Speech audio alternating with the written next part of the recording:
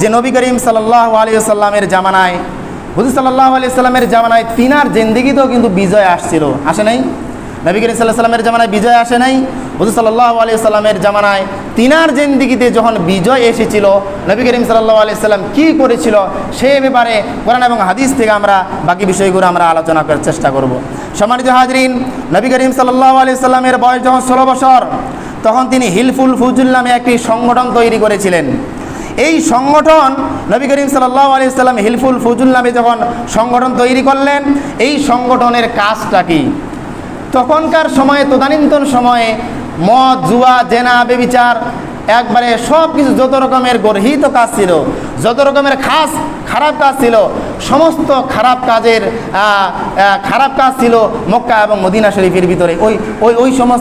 ওই সময় নবী করিম সাল্লাল্লাহু আলাইহি সাল্লাম পৃথিবীর জমিনে এসেছিলেন। নবী করিম সাল্লাল্লাহু আলাইহি সাল্লাম সেই সময়ে মানুষের মুক্তির জন্য, মানবতার মুক্তির জন্য হুজুর সাল্লাল্লাহু আলাইহি সাল্লাম 16 বছর বয়সে হিলফুল ফুজুল নামে একটি সংগঠন তৈরি করলেন। এই সংগঠনের কাজ কি ছিল? নবী করিম সাল্লাল্লাহু আলাইহি সাল্লাম 16 বছর বয়সে যে হিলফুল ফুজুল সংগঠিত কর্মসূচি করলেন, সংগঠন তৈরি করলেন, এই সংগঠনের 10 দফা, 15 দফা, 14 দফা, 4 দফা কোনো দাবি ছিল না। এই হিলফুল ফুজুলের 1 দফা, একটা কর্মসূচি ছিল।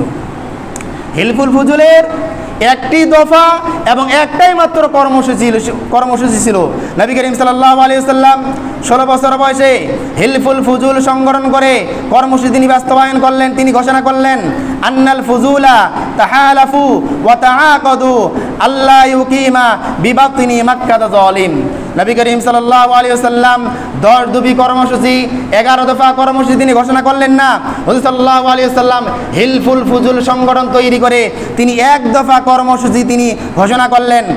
সম্মানিত হাজরিন, আমরা দেখব যে নবী করিম সাল্লাল্লাহু আলাইহি ওয়াসাল্লামের জামানায়, হুজুর সাল্লাল্লাহু আলাইহি ওয়াসাল্লামের জামানায় তিনার জিন্দেগিতেও কিন্তু বিজয় আসছিল, আসে নাই? নবী করিম সাল্লাল্লাহু আলাইহি ওয়াসাল্লামের জামানায় বিজয় আসে নাই? হুজুর সাল্লাল্লাহু আলাইহি ওয়াসাল্লামের জামানায় তিনার জিন্দেগিতে যখন বিজয় এসেছিল, নবী করিম সাল্লাল্লাহু আলাইহি ওয়াসাল্লাম কী করেছিল সে ব্যাপারে কোরআন এবং হাদিস থেকে আমরা বাকি বিষয়গুলো আমরা আলোচনা করার চেষ্টা করব। সম্মানিত হাজরিন, নবী করিম সাল্লাল্লাহু আলাইহি ওয়াসাল্লামের বয়স যখন 16 বছর, তখন তিনি হিলফুল ফুজুল নামে একটি সংগঠন তৈরি করেছিলেন।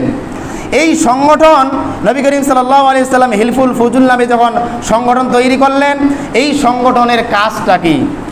তখনকার সময়ে, তদানীন্তন সময়ে মদ, জুয়া, জেনা, বেবিচার, একবারে সব কিছু যত রকমের গর্হিত কাজ ছিল, যত রকমের খারাপ কাজ ছিল, সমস্ত খারাপ কাজ ছিল মক্কা এবং মদিনা শরীফের ভিতরে।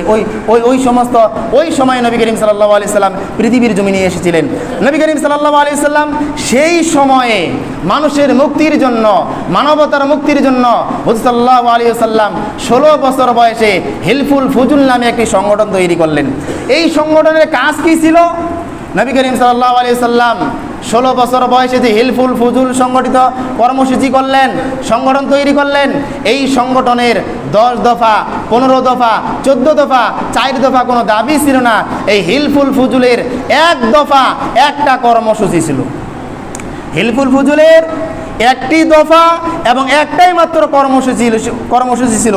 নবী করিম সাল্লাল্লাহু আলাইহি ওয়াসাল্লাম 16 বছর বয়সে হিলফুল ফুজুল সংগঠন করে কর্মসূচি তিনি বাস্তবায়ন করলেন। তিনি ঘোষণা করলেন, আন্নাল ফুজুলা তাহালাফু ওয়া তাআকাদু আল্লাহ ইউকিমা বিবাতিনি মাক্কাতা যালিম। নবী করিম সাল্লাল্লাহু আলাইহি ওয়াসাল্লাম 10 দফা কর্মসূচি, 11 দফা কর্মসূচি তিনি ঘোষণা করলেন না। হুজুর সাল্লাল্লাহু আলাইহি ওয়াসাল্লাম হিলফুল ফুজুল সংগঠন তৈরি করে তিনি 1 দফা কর্মসূচি, তিনি হিলফুল ফুজুলের 1 দফা, একটা কর্মসূচি ছিল। হিলফুল ফুজুলের একটি দফা এবং একটাই মাত্র কর্মসূচি ছিল। নবী করিম সাল্লাল্লাহু আলাইহি ওয়াসাল্লাম 16 বছর বয়সে হিলফুল ফুজুল সংগঠন করে কর্মসূচি তিনি বাস্তবায়ন করলেন। তিনি ঘোষণা করলেন, আন্নাল ফুজুলা তাহালাফু ওয়া তাআকাদু আল্লাহ ইউকিমা বিবাতিনি মাক্কাতা যালিম। নবী করিম সাল্লাল্লাহু আলাইহি ওয়াসাল্লাম 10 দফা কর্মসূচি 11 দফা কর্মসূচি তিনি ঘোষণা করলেন না।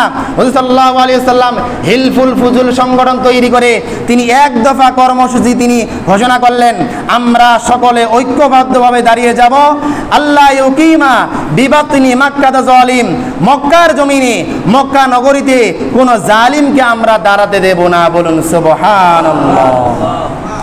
নবী করিম সাল্লাল্লাহু আলাইহি ওয়াসাল্লাম হিলফুল ফুজুল সংগঠন তৈরি করে 10 দফা 15 দফা দাবি তিনি দিলেন না, তিনি মাত্র একটা কর্মসূচি তিনি ঘোষণা করলেন, আল্লাহ ইউকিমা বিবাতনি মাক্কাতা জালিম, মক্কার জমিনে কোন জালিমকে কমর সোজা করে আমরা দাঁড়াতে দেব না।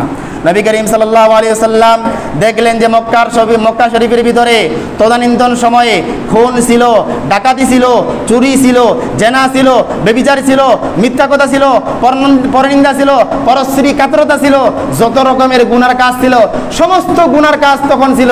নবী করিম সাল্লাল্লাহু আলাইহি ওয়াসাল্লাম সেই সমস্ত কাজের কথা বললেন না। হুজুর সাল্লাল্লাহু আলাইহি ওয়াসাল্লাম 16 বছর বয়সে হিলফুল ফুজুল সংগঠন তৈরি করে তিনি শুধুমাত্র একটাই ঘোষণা দিলেন যে জালিমকে মক্কা নগরীতে মাথা উঁচু করে দাঁড়াতে দেওয়া হবে না। সম্মানিত হাজরিন, নবী করিম সাল্লাল্লাহু আলাইহি ওয়াসাল্লাম জালিমের ব্যাপারে এতটা কঠোর হইলেন কেন? কথাটা খেয়াল করে রাখবেন, ভালো করে শুনবেন। নবী করিম সাল্লাল্লাহু আলাইহি ওয়াসাল্লাম জালিমের এই কথাটা বললেন কেন?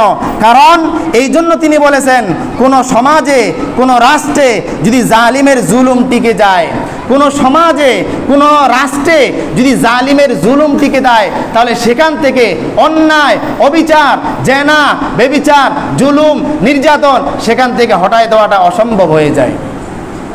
যদি সেখানে জালিমের জুলুম টিকে যায়, তাহলে সেখান থেকে অন্যায়কে ফিরে রাখা, সেখান থেকে জুলুমকে ফিরে রাখা আপনার সাধ্য হয়ে যাবে না। এই জন্য নবী করিম সাল্লাল্লাহু আলাইহি ওয়াসাল্লাম সর্বপ্রথম হিলফুল ফুজুল তৈরি করে যেই ঘোষণাটা দিলেন যে মক্কা নগরীর ভিতরে যারা জালেম, যারা মানুষের উপরে অত্যাচার করে, নিপীড়ন করে, নির্যাতন করে, এদেরকে কখনো দাঁড়াতে দেওয়া যাবে না, যাতে এরা মানুষের প্রতি তারা অবিচার করে। সম্মানিত হাজরিন, আল্লাহ সুবহানাহু ওয়া তাআলা মহাগ্রন্থ আল কোরআনে ওই আয়াতের প্রেক্ষিতে আল্লাহ সুবহানাহু ওয়া তাআলা বলছেন, আল্লাহ তাআলা বলছেন ওয়ালা তারকানু ইলাল্লাযীনা যালামু ফাতামাসসাকুমুন নার। আল্লাহ সুবহানাহু ওয়া তাআলা বলছেন তোমরা কখনো জালিমের সঙ্গে মিশবা না। আল্লাহ তাআলা কিন্তু এখানে বললেন না যে তোমরা জালিম হবা না। অন্য আয়াতের ভিতরে যারা জালিম এদের শাস্তির ব্যাপারে আলাদা আয়াত, এই আয়াতের ভিতরে আল্লাহ সুবহানাহু ওয়া তাআলা বলেন ওয়ালা তারকানু ইলাল্লাযীনা যালামু, তোমরা জালিমের সঙ্গে মিশবা না, জালিমের তোমরা সহযোগী হবা না, জালিমকে তোমরা সহযোগিতা করতে যাবা না। যারা জালিমের সহযোগী হয় শরীয়ত বলে এরাও হলো জালিম। যারা জালিমের সহযোগী হবে, একজন জালিম শাসক সে অন্যায়ভাবে দেশ পরিচালনা করবে, আপনি যদি তার সহযোগী হয়ে যান, আপনি যদি তার ছায়ার ভিতরে আপনি বিস্তার করেন, তাহলে আপনি জালিমের সহযোগী না, আপনিও কিন্তু একজন জালিম হয়ে যাবেন। সম্মানিত হাজরিন, এই আয়াতের পরিপ্রেক্ষিতে আমার একটি কথা মনে পড়ে গেল, একটি কথা বলতে হয় যে আসলে আমরা বললাম আল্লাহ সুবহানাহু ওয়া তাআলা বলছেন তোমরা জালিমের সঙ্গে তোমরা মিশবা না, অথবা জালিমের সহযোগী তোমরা হবা না। তাহলে জালিমের সহযোগীটা কি? হযরতে ইমাম আহমদ বিন হাম্বল রাহিমাহুল্লাহ তিনাকে একজন মানুষ গিয়ে জিজ্ঞেস করলো, রে ইমাম, আমি একজন জালিম শাসকের আমি একজন বাবুর্চি। জালিম শাসকের কি? বাবুর্চি। পৃথিবীর ভিতরে জালিম শাসক প্রতিষ্ঠিত আছে আমাদের দেশের ভিতরে। ওই সময়ে তিনি বললেন যে আমাদের দেশের ভিতরে জালিম শাসক প্রতিষ্ঠিত আছে, এই জালিম শাসকের আমি একজন বাবুর্চি, কিন্তু আমি 5 ওয়াক্ত নামাজ আদায় করি, আমি তসবিহ তাহলিল পড়ি, আমি জিকির আজগার পড়ি,